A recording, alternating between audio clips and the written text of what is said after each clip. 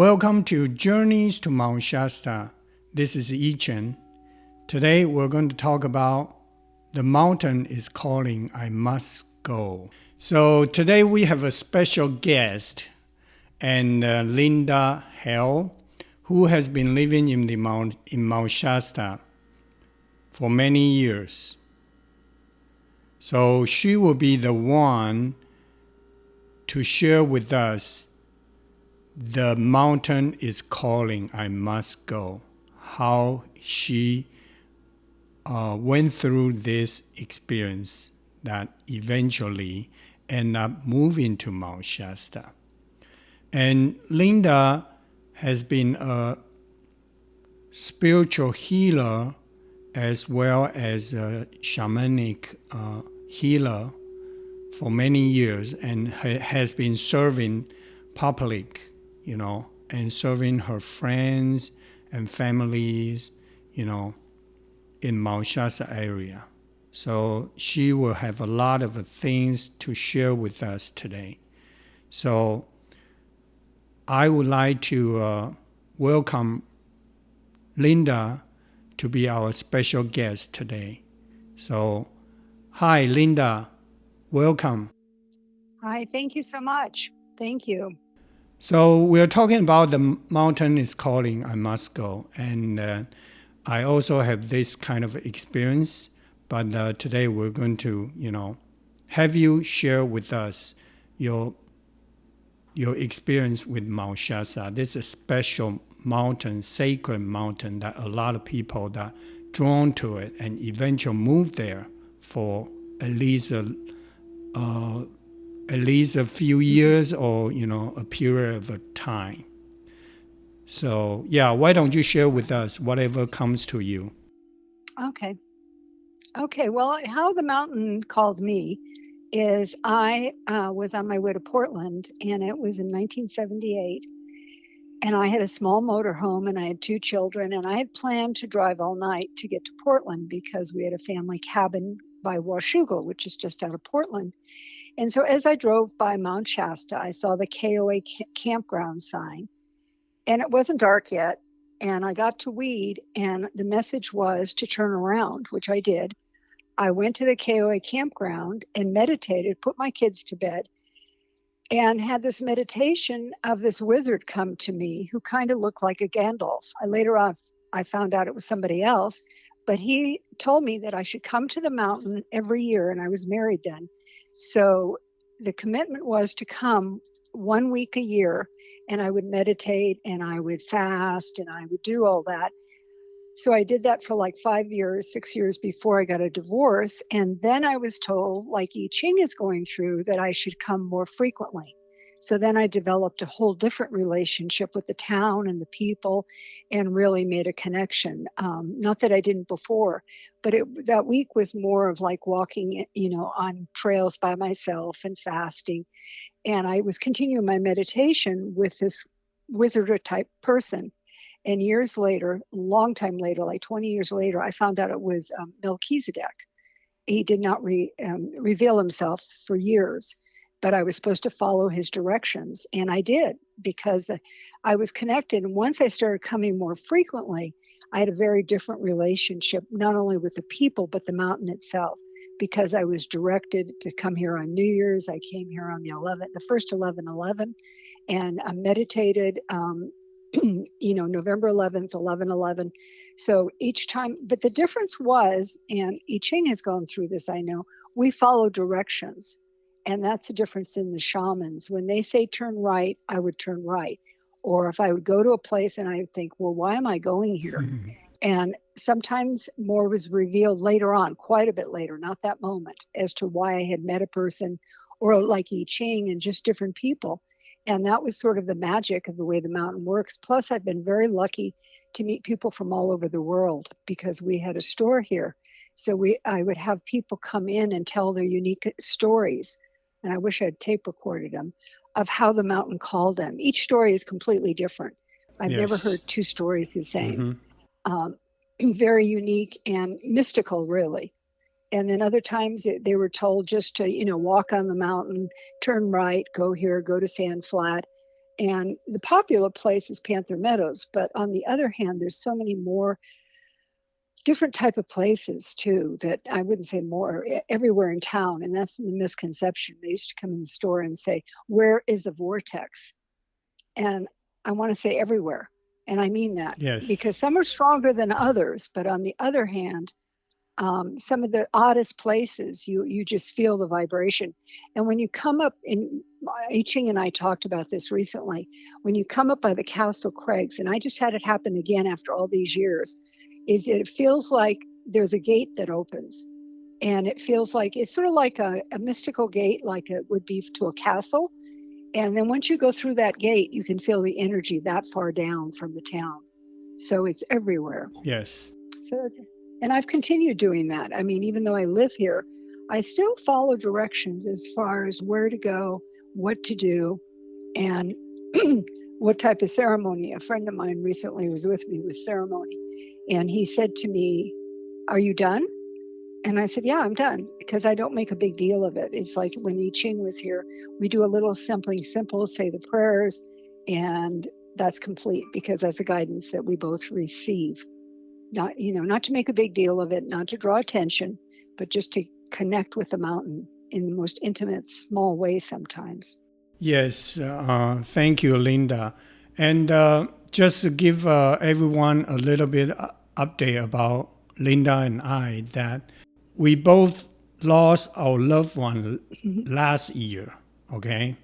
So we are actually getting help from Linda's mother, Lillian, and my partner, Ray. They are on the other side and helping us to do our work as a teamwork. Okay. And so Linda was talking about her experience here Right. with the Mount Shasta. And then you mentioned a name, Melchizedek.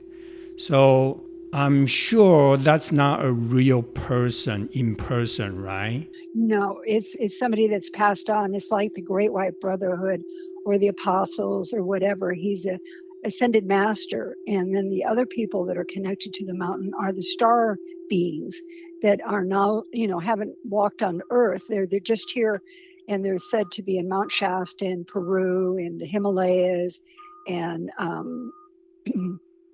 one other place I'll think of it, the one in France, the Matterhorn.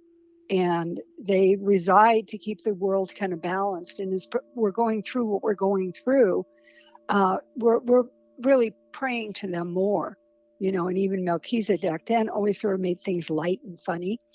But we were going through the 9/11 and just various different things that they're very present then. And that's why people from Japan or China come here to reconnect. I mean, now with the pandemic, not as easily, but so many people came here yearly to connect with the mountain for all of those reasons, to keep the world balanced, to keep the prayer going. And Melchizedek is just a very high being that, doesn't reside in the earth, but, I'm lucky enough that he contacted me, that I was able to do that. And like I said, I had no idea. And including the Brotherhood and the Star People, I was connected with them in 1992. I did a vision quest, and I didn't know who it was. They came to me when I was out on quest. And then 2 years ago, I was in Peru, and the same people showed up at Machu Picchu. And not the same situation, but the same beings were there to just remind me of all of this balancing that I needed and the world needs. Yes, yes. So Linda mentioned about like ascending master. So if you're on this spiritual awakening, enlightenment, and then spiritual journey, I'm sure you know some of ascending master, and each ascending master, they are different, but they are all here, like angels, guardian angels, archangels. They are helping us, helping Mother Earth, helping us to increase our consciousness. You know, so that's very good. And then Linda you just mentioned about a word, vision quest. Yes. So if you would like to kind of share with us what that means, because some Sure. people may be new to this. So vision quest, I think it's a very special word that we constantly hear that. Right. So how does that vision quest apply to our spiritual journey? hmm Well, it can be any which way. It can be very more. When I say use the word rugged, I don't mean necessarily, but you can go out in the wilderness and stay, for 3 nights and pray and fast and do all that. But you can also do a vision quest. Let's say you're not really up to go hiking and being out in the woods by yourself, but you can actually do a vision quest and make that decision. And usually let's say you're writing a book or you're going through life's changes, or like even you've lost somebody and you really need to go inward. So you could actually go, and when I say this, depending upon where it was, some little motel or a cabin, and you could still do it. But the one thing that I would say is you're going through this it is not an isolated situation. You really need support. Why would you do a vision quest? Why do you need to do it right now? And very often, I've done all different types of ones, but very often people don't know. They just are drawn to the word vision quest. And once you get into it, you begin to realize people are not happy about this, but often it's not just a spiritual quest, it's actually healing some of your ancestral challenges. Because a lot of times that when I've supported people, they go, oh, I thought I healed that, or whatever it might be. Or it could even be an eating disorder, like if you decided to fast and all of a sudden you're drawn to sugar and you can't fast. So it just opens up a Pandora's box. But there's a certain preparation in it. It's not something you do last minute. You just say, oh, I'm going to do a vision quest. Normally I suggest that you prepare for like 6 months. And what I was told, because I knew nothing about Vision Quest, and I talked to Charlie Tom Red Hawk, who was a master guy here in Mount Shasta. He said, I want you to go out once a week. I want you to fast. I want you to go for a walk by yourself.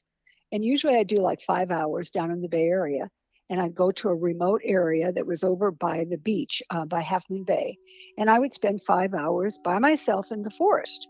And I did that in preparation. And whatever came up, sometimes I journaled about it, sometimes I drew about it to prepare me for Vision Quest. Why would I do it? What was the reason? What I didn't know is I was preparing. And so when I finally did mine, we had 25 people. And I went out on my quest, which was a very tradition, going out in the woods and doing a sweat lodge and doing that. And Charlie Tom came and got me and said, okay, you're done, come back in. What I didn't know, and the way he worked, was I came back in. And the reason I came back in wasn't for my own mystical experience, was he wanted me to support people on going on their quest. But he would say to me then, when you do your quest, you can do it your way. And that's really how I developed my own quest and supporting people that way, whether they're sitting in a little cabin by the beach, or they really want to do a traditional one where they really prepare and go deep and be out in the woods, for 3 to 4 days, and then coming back in and having sweat lodge. Not everybody has that available to them, nor is it something they want to do. Yes. I've had people who freak out, the fact of they've never been alone. I mean, I'm an only child, so I've been alone most of my life. So when they'd say to me, I have never been alone, let alone out in the woods. I mean, I didn't always, push them to do it, but these other situations would come up, and then of course, other internal situations. And very often, I remember one guy, Victor, and he was a supporter, and we were in the sweat lodge and he was supporting his person.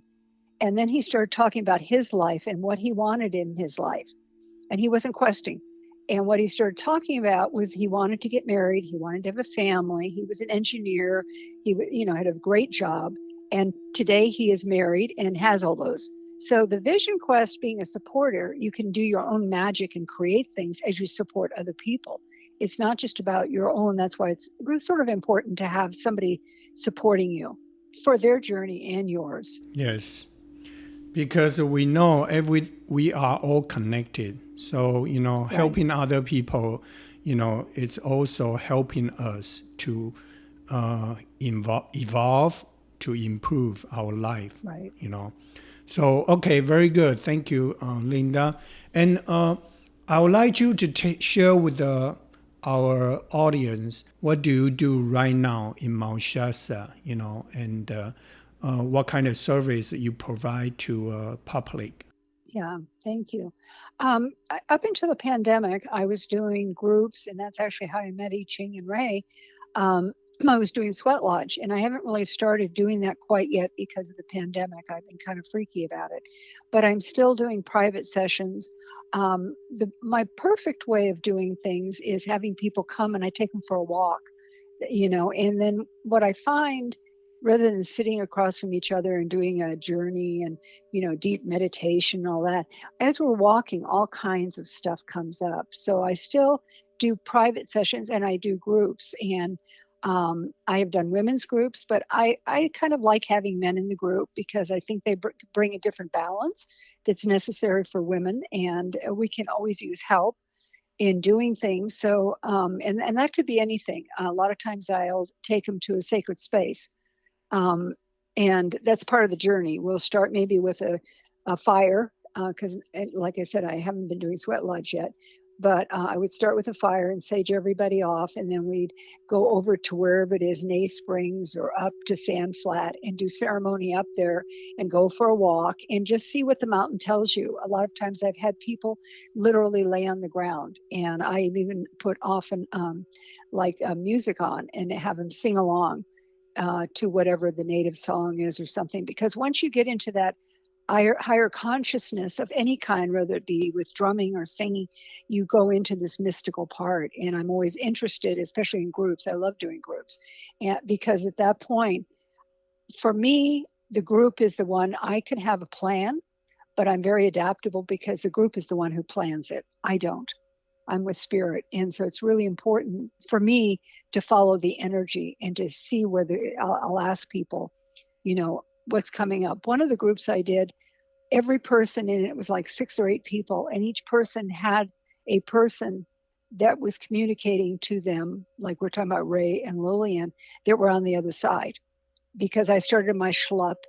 And then what ended up happening is a person told me about their dad who had passed and he was here. And that's how it sort of opened up. I'm very good at listening and following the energy as to what the group is. And so every person in that group had somebody that was communicating to them. I could not predict that. It just kind of evolved, but it was really beneficial because we were talking about the wisdom keepers and the people and how they influence our lives. Even though, when they're on the other side, and very often people negate that. They think, oh, and one woman had a teacher that she had never met. It was a Native American teacher who was teaching her from the other side. She's known about that for several years and was her guide. So it was always very interesting for me to see where the group goes. So I like to follow their energy. Yes, I think as light workers like us, we are actually just facilitator. We are not the one create the healing, Right. or we are not the one to, make those things happen. It's the spirit. Spirit, they're doing that. Right. And then because of vibration and the energy are different from every single individual. So when the group come together, you have an entire group's energy as well as an individual energy vibration that is going to spark out some kind of connection or relationship that needs to be addressed at that right moment. So that's good because when you're ready or when the group is ready, that's when the healing is going to come on, and then that's how we're going to progress and moving forward. How about share with us that one thing that you remember clearly when you knew that the mountain is calling, I must go. What experience or what kind of event triggered that? Yes. Yesterday, I was thinking about that. On the 11/11, like I mentioned, there was this meditation over at Stony Brook. And Sally Moon, who was on KEST radio in San Francisco, and I was on the same station, had this meditation. And my mom and I were in the meditation, and it was lovely. And everybody in there had white on, and my mom and I had dark colors. And this woman asked me if I would sing a song. And so I sang something fairly silly and simple. And that weekend, my mom and I put tobacco down there's a street called Ivy. And we said we wanted to move here. And we put the tobacco down. And I was thinking of this yesterday. Where we put the tobacco down is almost equal distance from my house and where her condo was. And I didn't move here. I moved here. I bought my house in 96, but I moved here full time in 1998, which was 20 years later from when I had been introduced. And my mom moved here within a year. And like I said, it was the same distance of where the tobacco was. And that's kind of, and at that point, we knew that we needed to be here when we put the tobacco down. I don't know if it was the 11/11 or if the mountain called us or what, but it was a very clear communication that it was necessary. And so that, it was just in that, and what people don't understand is when the mountain calls you, especially living here, in the very beginning, it's really wonderful. But if you have any dark shadows or parts of your work that you haven't done, the mountain draws that out also. You get to be very aware of what needs to be done. And I've known people literally that pack up their car and leave in the night, because I've talked to them. And one woman, that when my mom was moving in here, I asked the woman, because she was going to be setting up a retreat in Hawaii, and they had all been here through the winter. And I said, well, how did you, she was saying how great it was. And the mountain called, and now she has a retreat center in Hawaii or somewhere. And I said, well, how'd you do through the winter? And she said, terrible. And I started laughing, because the winter solstice brings up everything that's unfinished.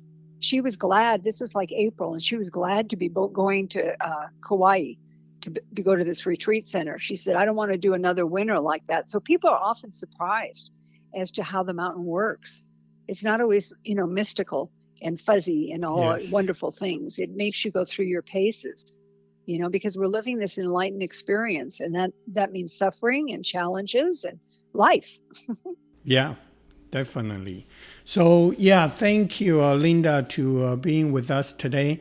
And yeah, we will definitely invite you over more often, because I think we have a lot of things we have to share to the world, and share the Mount Shasta with the, to the world, that people they can storytelling. Come. Yes, right. Yes. So thank you again, and then we will see you sometime soon. Perfect. Thank you so much for having me. I really appreciate it. Have a blessed day. Okay. Thank you, everybody. Bye-bye. Okay. Thank you. Yes. Bye-bye.